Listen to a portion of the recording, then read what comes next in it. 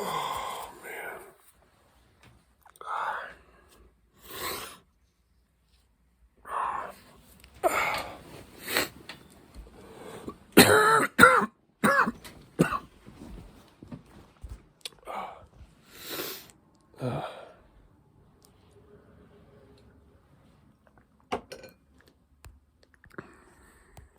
Can I flip this picture while I'm taking it? Flip. No. It's annoying. Really?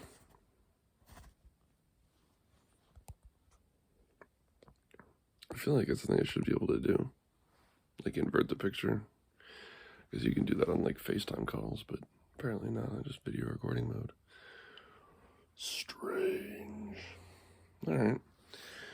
Oh, I wanted to talk with you about something I've talked about a number of times, but give it another whirl.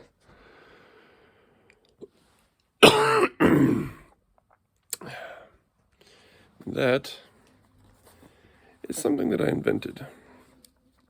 I did not invent a deck of cards. I don't know. It was a gradual progression. Deck of cards. You can look on Wikipedia about that. No. But I invented something that I like to do with a deck of cards. Ooh.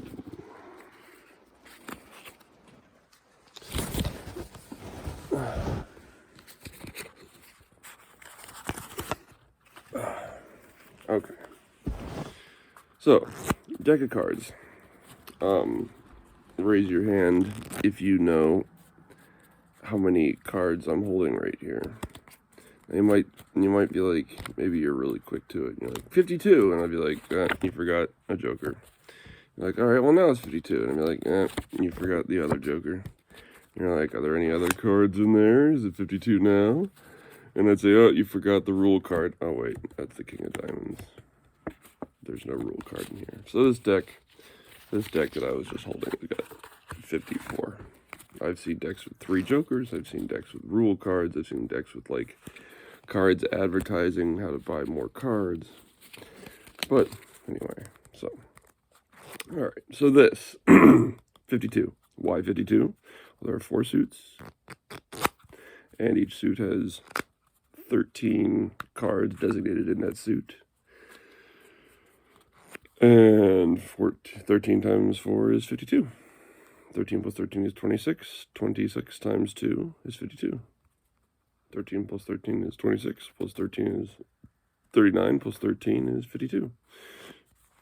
For people who really struggle with multiplication, I've said, do 25 times 2. That's 50. And then you add on the extra 2 that you left off for each of the 26s. 25, 26, 26, 52.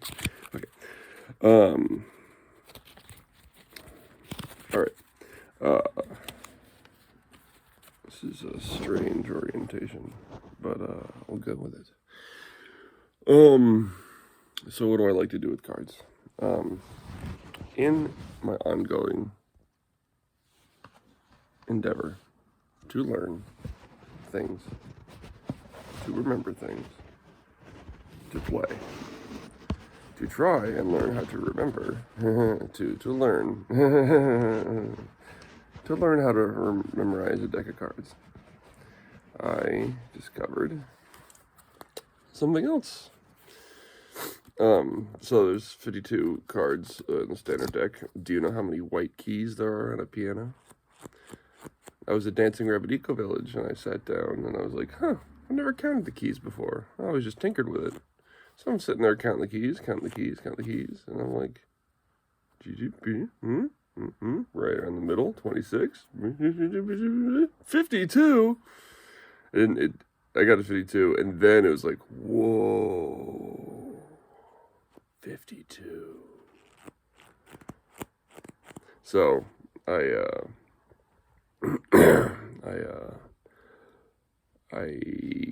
recognized that a piano could be involved in my efforts to memorize a deck of cards. And shortly thereafter, Like literally within moments, I was like, wait, there's also 52 weeks in a year. And then I was like, wait, there's 26 letters in the alphabet. You multiply that by 2 and you get 52. And so all these different like possible threads of connection were coming to me, and I was like, I gotta tie all this stuff together. Which is what I do with a deck of cards. I tie all these things together. Badly. Like a crazy, disorganized Christmas package. A lot of loose threads and ribbons and tinsel. All right. So, 52. So, if you ordered the deck 1 through 52, you could place. If you order the deck 1 through 52, when you got to whatever card was in your shuffle or whatever, you could play that card on a piano. I am really tired this morning. You could play that card on a piano. You could play the note that it represents, because every card will represent one of the white keys, so a note in C major or A minor. So if you like shuffle up and deal out 7 cards, you could play those notes out. It would suggest you could play the chords associated with the notes, like A and scones. It would suggest a song or some possibilities. You could play out. You could shuffle and deal any number that you wanted. If you dealt them all, you'd play 52 notes in order, all of them. You play all the notes on the piano once. It would probably sound pretty chaotic, but there might be like little parts that are like, oh, that's kind of nice. But you'd get them all. You could play all 52, and you'd get them all, and that'd be your shuffle. And I kind of like that idea. But in order to get to that spot where you could play those notes, you need to have an ordering for the deck. And so I was wondering, what's your order for your deck? Because, you need to have a 1, you need to have a 52, you need to have every card in between. So how are you going to order them? I'm aware of a standard new deck order. I think usually goes ace through king and the 4 suits. And that's neat and orderly. It's easy to memorize, like internally. Like if you think about memorizing a deck of cards, if you put them in ascending suit order, it's like, oh, you know what comes next, right? And I'm not entirely sure if all new deck orders are ace through king, ace through king, ace through king, ace through king. Some might have the kings kissing, like ace through king, king through ace. Some, and I'm not sure all what the standard suit for new deck order is. But I didn't actually want it just to be standard new deck order, because I wanted it to make sense for me and not just like assert structure on the thing. And what came to me was that I wanted to associate it with the piano. So if you lay it on the piano, I'd want the card to make sense with the note that you were playing.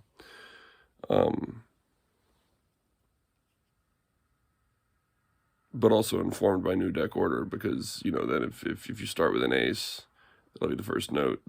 A 2 in that suit will be the second note. A 3 will be the third note. A 4 will be a 4. So like there's that 1-to-1 mapping.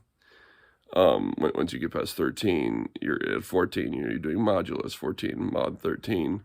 You get 1. You start over as the ace. So 26 will be your middle note. 27 will be right past the middle, all the way up through 52. So I like the ace through king bit. It maps nicely into my mind, and not to do it reduces the amount of mental math and gymnastics one has to do. But you still have to decide your suits. So if you're sitting down at your piano and you've got your do do do do do do do up here and your dee dee dee dee dee up here. Well, I was thinking that these are, okay, so we got really deep notes and really, really high notes. And something came to me, something that I realized something that I knew from growing up, playing with cards, fiddling with magic tricks, playing with cards a lot, reading about magic tricks, trying to learn some, failing. I don't know, learning a few magic. Anyway, playing with cards a lot. I knew that there was one ace that had a special pip. Like, so, like the ace of hearts, you get, a heart. And ace of clubs, you get a club. Yeah. Oh, it's got diamonds, ace of diamonds, ace of diamonds, not diamonds. You get a diamond. There's in any deck of cards. I'm sure there's probably a deck of cards where this one is treated more or less stock standard as well. But in my history with cards, there's one card that always gets special treatment. The ace of spades. Big black pip, ornate. So it's not only the most ornate, so that suggests the beginning, but it's also a bigger pip, which felt like deeper. Also, spades are more filled in than clubs, so I like the idea of spades going first. So your open note, which I believe is low C, low A. Shit, I don't know. Your first note. Yeah, I have a piano in front of me, and I haven't looked at it in a minute. Is it a low A or a low C? I think it's one of those two. It'll be ace of spades. So, if you deal out 7 cards and you get an ace of spades, that'll include that first note, or 9 cards or 52 cards, whatever. So you'll go ace, 2, 3, 4, 5, 6, 7, 8, 9, 10, jack, queen, king, and spades. And then you'll have some other suits, ace through king, some other suits, some other suits. So what are the other ones going to be? Well, then I was thinking, so anyway, we got the deep notes here. And then I was like, these remind me of diamonds, the twinkly diamonds at the top. So I put the diamonds at the top. So then it's a question of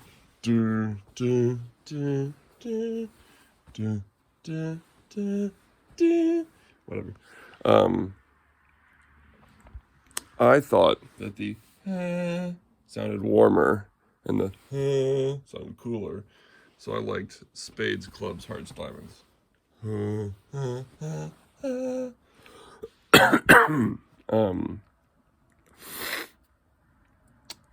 And I also liked it because it grouped the black cards together, spades and clubs, hearts and diamonds, the red cards. And then after the fact, I liked it because it spells out SCHD. SCHD.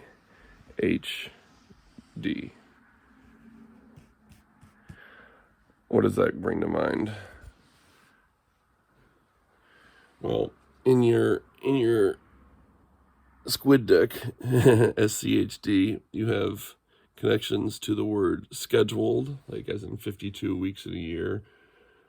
Schooled, as in, getting a real life and education. And Schadenfreude, because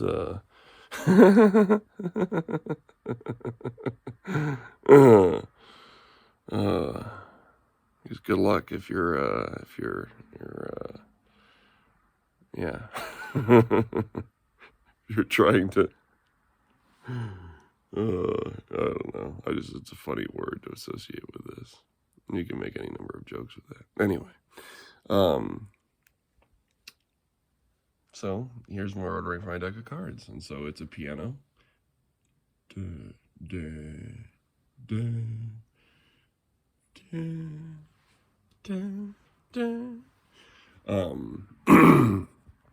It's a calendar, the first week of the year, the second week, the third week. It's an encyclopedia or a dictionary or both. And if you don't just leave things the way that they are and be like, okay, now I know that I've got a new way of representing the word dog. Let's see what would dog be. A, B, C. Eight of spades? Where are you, eight of spades? Oh, you're out of order. How dare you? The dogs are out of order. I'll let the dogs out. It's like, okay, that's cool. Dog, eight of spades, great. What do I care? But for me, it's been a way of remembering the things that I particularly love. Maybe things that I've had a lot of history with, people that I love. So it's also become an alphabetized and encyclopedia gratitude journal.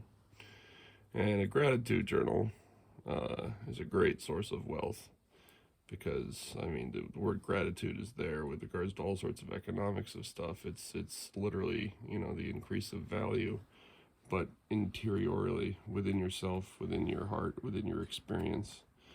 It's invisible, but it's real to you if it's real gratitude. So it's a bank. I hadn't thought about it as a bank before. Where you store your wealth. Yeah.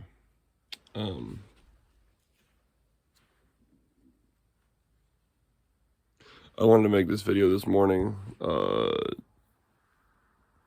partially for Ian Scones, because if you're Ian, you know this, but if you're not Ian, he made a meaning-making, connecting music thing. I call it a semiotic tool. I don't know if that word, it kind of works. It's a semantic tool. It was mostly for like a tool that means like meaning-making, where meaning is, the way that you experience the world, and some tools can like help deepen the way that you experience the world, and draw new connections so that you can have deeper resonance and wider resonance. Anyway, what he did is he takes his people's names, for him, and I totally vibe with this, names of people that he knows, friends, but I mean, you could do it with anyone. You take someone's names, you strip out all the letters after the letter G, so you just let, just the letters A through G in someone's name for the 7 letters of A, B, C, D, E, F, G, A, B, C, D, E, F, G. The first 7 letters of the alphabet. A, B, C, D, E. I don't know why my brain keeps thinking that it should be the 8th, but it's not. For the first the notes in a scale on a piano. So you take those letters in someone's name, first name, middle name, last name. He does all 3. You can do whatever you want, or you could use words like I use words. But just strip out everything after G, and then you've got an ordering of notes in a scale. And you can build music around scales, progressions, and such. And he's done some of that, and I very much enjoyed. He did one for me. My favorite still is his "When Life Gives You Lemons." It's so nice. I like fruit music. I like lemons. I like a lot of things associated with lemons, and I just the music is just, it's haunting and ethereal and homey and alien and delicious. Anyway, I saw that and I was like, hey, he made a funny semantic, semiotic, meaning-making, connecting gratitude tool music thing. And I made one too, and I wanted to share with him about it. So, and if you're watching this, this is my piano, this is my calendar, this is my gratitude journal bank. I call it, at times, the squid deck, because I didn't know how to pronounce SCHD. I decided it could be pronounced squid, because then it also reminds me of my friend Dot.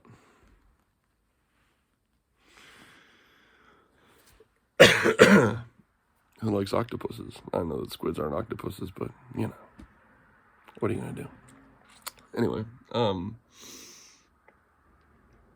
so my name is Michael Clark.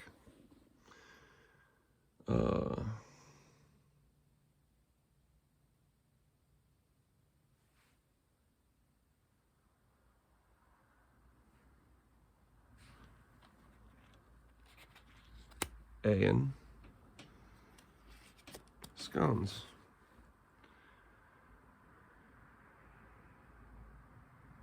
And so on.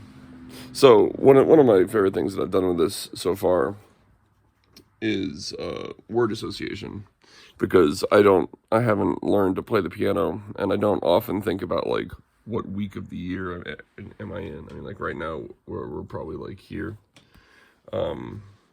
Let's see here.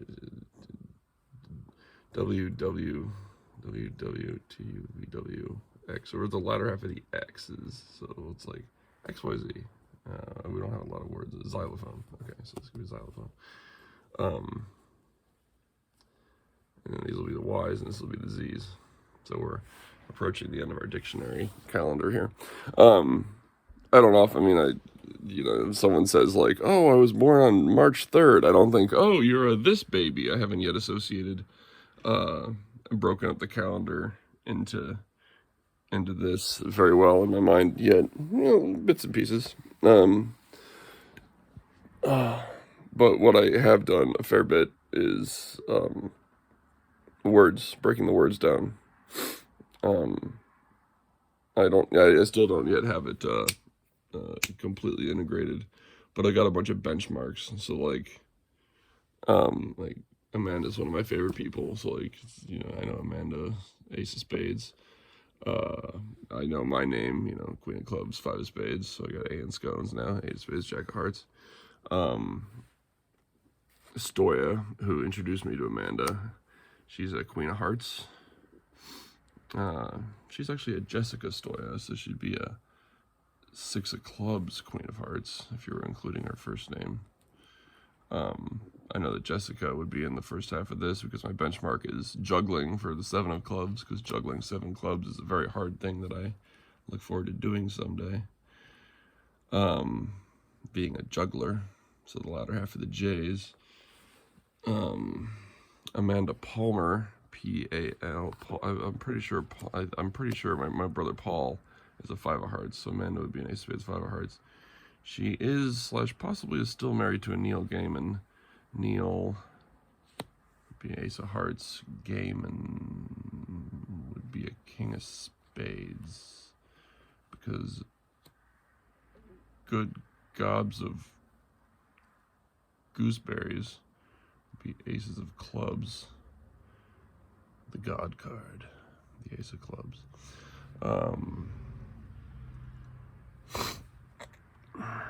Where are we at? The universe. Three of Diamonds.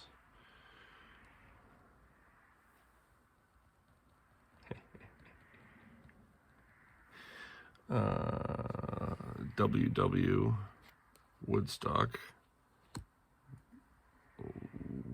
Words. Seven of Diamonds. And so on. So one thing that excites me is the idea that any collection of words then is sort of like a shuffle of a deck of cards. And you might have some repeats, but any set of words would play out in C major or A minor on your piano. And you could adjust for the word. You could split it up such that you could fit in the black keys. You could squish them in. Like right now I just have the first 2 white keys being here and here. But you could fit in the black keys where they go, and you could break up your piano internally into 88 subdivisions. And some words would suggest a black key over a white key. And you could use your intuition. It doesn't have to be exact, like rough approximations. I don't have a piano on me. I don't know exactly where the black keys would go. But you could break them in And then, you know, and then it could include black keys as well for, I mean, for any, really. You could do the same thing with days in the week, or, you know, your calendar of days. You know, as long as you're progressing at the same rate, when you get up to a certain time, you can be like, all right, we're jumping up to the black keys. Roughly speaking, again, you know, it doesn't have to be super, you know, you can play it by ear. You could probably make it precise. Though with any sort of linear progression, you've also got numbers. So if someone just says like, oh, my favorite number is 25. Boom, there you go. 24, 23, you know, 23. Jack of clubs. What are those? I don't know. They're just numbers. But they're also something.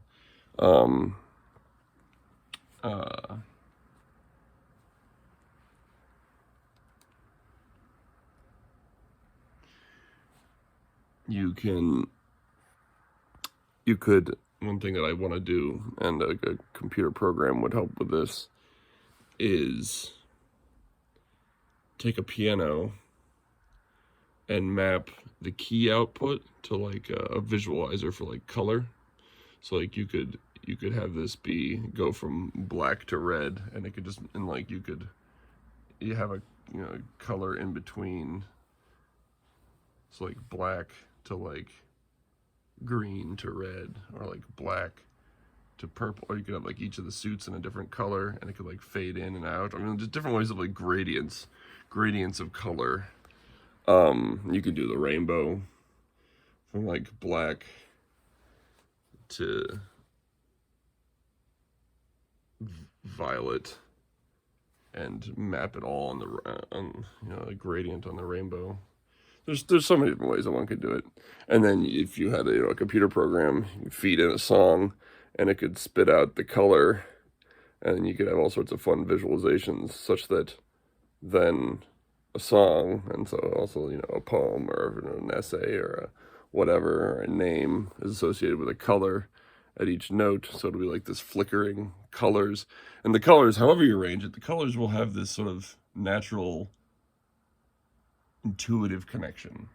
Like it's literally like systematizing like a thin aesthetic experience, because it's not random. You know, whatever the color is, it'll be this even gradient progressing up, and the black keys could fit in there easily. Like that's analog versus digital. This is digital components, but also analog components, and you could fit it all in there. You just have to make some adjustments. Yeah, it suggested so many possibilities. Like, so if you're splitting your dictionary into 52 chapters instead of 26, you could rename the letters. You know, you could have like A on B bon, just like BN, or you could have it be like A on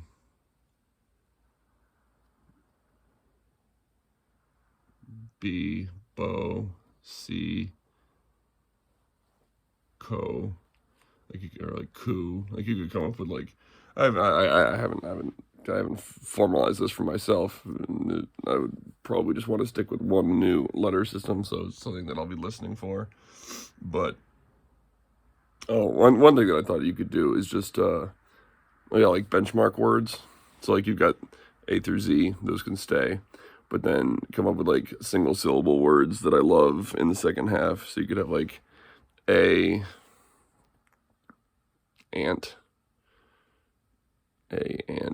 B boat, C dog, like that type of thing. It's like, but suggestive of where it lies. Or actually, that didn't quite fit. What I probably would do is just 52 benchmark words, throw out A through Z. They're in there already, so you'd have, you know, what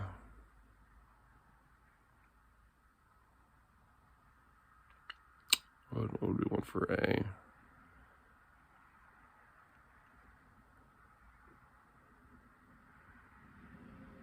For example, this doesn't feel like the one I want to stick with, but like act, ant, bat, boar, Like you could do it for like different sets of things, sort of like categories. You could have like your single syllable animals and your single syllable whatever. Anyway, so as you can see, it encourages all sorts of invitation to ponder and play with words and concepts and meaning, both personal and closely personal and more general. And I've been yammering on, and I don't feel like going deeper right now. I hope you're doing well wherever you are.